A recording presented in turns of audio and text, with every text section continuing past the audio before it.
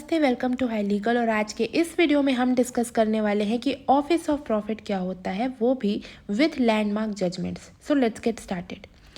तो office of profit expression कहीं पर भी कॉन्स्टिट्यूशन में डिफाइन नहीं किया गया है, लेकिन कोर्ट ने वेरियस जजमेंट्स दिए हैं, कुछ टेस्ट दिए हैं, जिसके थ्रू हम ये डिटरमाइन कर सकते हैं कि कौन सा ऑफिस ऑफ प्रॉफिट है या नहीं है।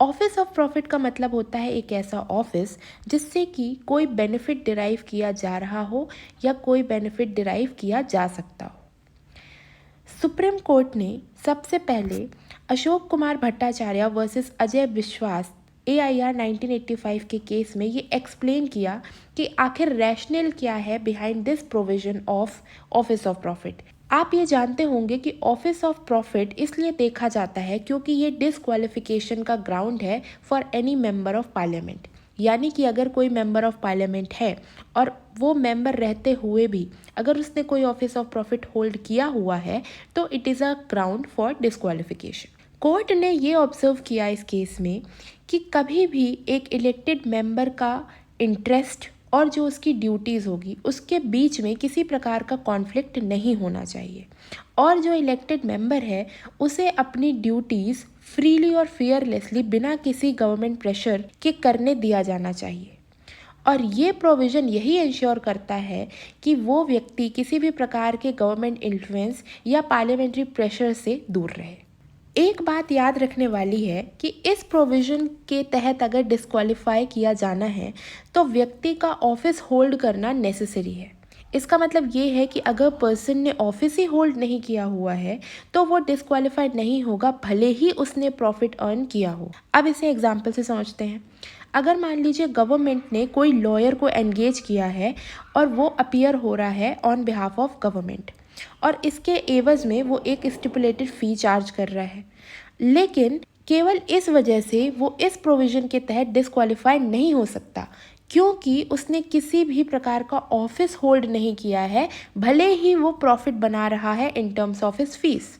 इसका मतलब ये हुआ कि केवल प्रॉफिट अर्न करना या कोई पिक्यूनरी गेन से आप डिस्क्वालीफाई नहीं हो जाओगे, इसके लिए आपका एक ऑफिस होल्ड करना नेसेसरी है। इसके बाद हमारा एक लैंडमार्क जजमेंट आता है, Jaya Bachchan versus union of India AIR 2006। इस केस में कोर्ट ने ये बोला था कि ऑफिस ऑफ प्रॉफिट का मतलब होता है ऐसा ऑफिस जो कि केपेबल हो ऑफ यील्डिंग प्रॉफिट या पिक्यूनरी गेन्स। इसका क्या मतलब हुआ कि ऐसा ऑफिस जो कि केपेबल है प्रॉफिट अर्न करने के लिए या किसी भी प्रकार के मॉनेटरी बेनिफिट्स को डिराइव करने के लिए। एक्चुअली उस पर्सन ने गेन रिसीव किया है या नहीं किया ये ज़रूरी नहीं है, लेकिन जो ऑफिस वो होल्ड कर रहा है वो केपेबल होना चाहिए to earn certain amount of profit. तीसरी चीज़ हम इसमें समझेंगे कि डिस्क्वालिफिकेशन के लिए ये भी ज़रूरी है कि जो ऑफिस है वो अंडर द गवर्नमेंट हो। अगर ऑफिस अंडर द गवर्नमेंट नहीं है तो डिस्क्वालिफिकेशन नहीं हो सकता। इसके लिए अगेन हम एक लैंडमार्क जजमेंट देखेंगे, बिहारी लाल दोबरे वर्सेस रोशन लाल दोबरे AIR 1984। इसमें एक टेस्ट बताया गया था जिससे हम ये डिटरमाइन कर सकते हैं कि अगर कोई व्यक्ति ऑफिस होल्ड करता है अंडर गवर्नमेंट तो क्या वो ऑफिस ऑफ प्रॉफिट है या नहीं है। इसके लिए हमें 5 चीज़ें समझनी होंगी। पहली चीज़ ये है कि क्या गवर्नमेंट अपॉइंटमेंट कर रही है, तो फर्स्ट इज़ अपॉइंटमेंट। दूसरा ये है कि क्या गवर्नमेंट के पास राइट टू रिमूव है या डिसमिस है, जो भी होल्डर है उसे रिमूव करने का राइट है या नहीं, तो right to removal second. Third क्या है, क्या गवर्नमेंट रेम्यूनरेशन पे कर रही है, तो थर्ड इज रेम्यूनरेशन। चौथा है जो फंक्शंस परफॉर्म किए जा रहे हैं होल्डर के द्वारा क्या वो गवर्नमेंट के लिए है, तो fourth is functions for the government. And fifth है क्या गवर्नमेंट का कंट्रोल है जो भी होल्डर है उसकी ड्यूटीज़ और फंक्शंस के ऊपर, सो फिफ्थ इज कंट्रोल। तो अगर ये पांचों चीज़ों पर चेक लग जाता है कि हाँ ये सभी चीज़ें गवर्नमेंट के अंडर में हैं, तो हम उसे टर्म कर सकते हैं कि ये ऑफिस ऑफ प्रॉफिट कहलाए। कोई भी सुप्रीम कोर्ट का जजमेंट कॉन्क्लूसिवली कैरेक्टरिस्टिक्स नहीं बताता है कि ऑफिस ऑफ प्रॉफिट क्या होगा।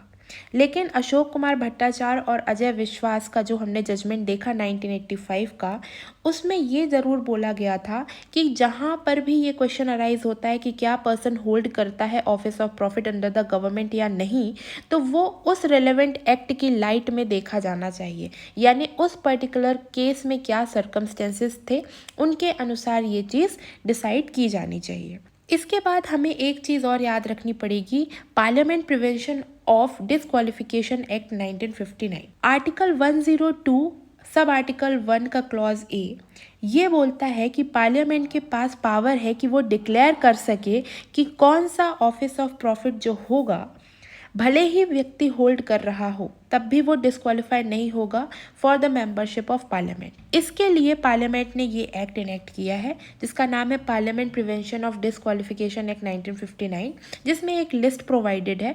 इस लिस्ट में वो कैटेगरीज ऑफ ऑफिस दी हुई हैं कि अगर होल्डर उन ऑफिस को होल्ड करता भी है तो भी वो पार्लियामेंट की मेंबरशिप्स के लिए डिस्क्वालीफाइड नहीं हो सकता है।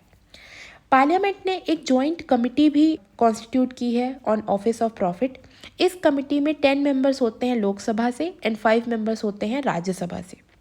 और इस कमेटी का फंक्शन ये है कि वो कंटिन्यूस स्क्रूटनी करते रहे वेरियस गवर्नमेंट ऑफिशियल्स के कैरेक्टर का, कॉम्पोजिशन का, और उसकी रिपोर्ट करे हाउस में।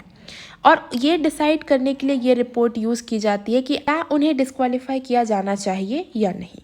लेकिन ये बात याद रखिएगा कि जो रोल है इस कमेटी का वो केवल एडवाइजरी है। लास्टली हमें एक चीज़ और देखनी होगी कि डिसीजन ऑन डिस्क्वालिफिकेशन किसका होगा। तो आर्टिकल 103 में ये प्रोवाइडेड है कि जब कभी भी ये क्वेश्चन अराइज होता है कि क्या कोई मेंबर है जो किसी भी हाउस ऑफ पार्लियामेंट का मेंबर हो तो वो किसी डिस्क्वालिफिकेशन के तहत डिस्क्वालीफाई किया जाना चाहिए या नहीं, तो ये क्वेश्चन कौन डिसाइड करेगा, ये क्वेश्चन रेफर किया जाएगा for the decision of president, और उसका जो भी डिसीजन होगा वो फाइनल होगा। लेकिन एक चीज़ याद रखिएगा कि इस क्वेश्चन पर डिसीजन देने से पहले प्रेसिडेंट को ओपिनियन ऑफ इलेक्शन कमीशन लेना कंपलसरी है और उनका उस ओपिनियन के अकॉर्डिंग एक्ट करना भी मैंडेटरी है। So this is the mandate on the president that उन्हें इलेक्शन कमीशन के ओपिनियन के अकॉर्डिंग ही एक्ट करना होगा और उनका डिसीजन जो भी होगा that would be final. So I hope आपको ये कॉन्सेप्ट अच्छे से समझ में आया होगा कि ऑफिस ऑफ प्रॉफिट होता क्या है। So thank you and keep watching.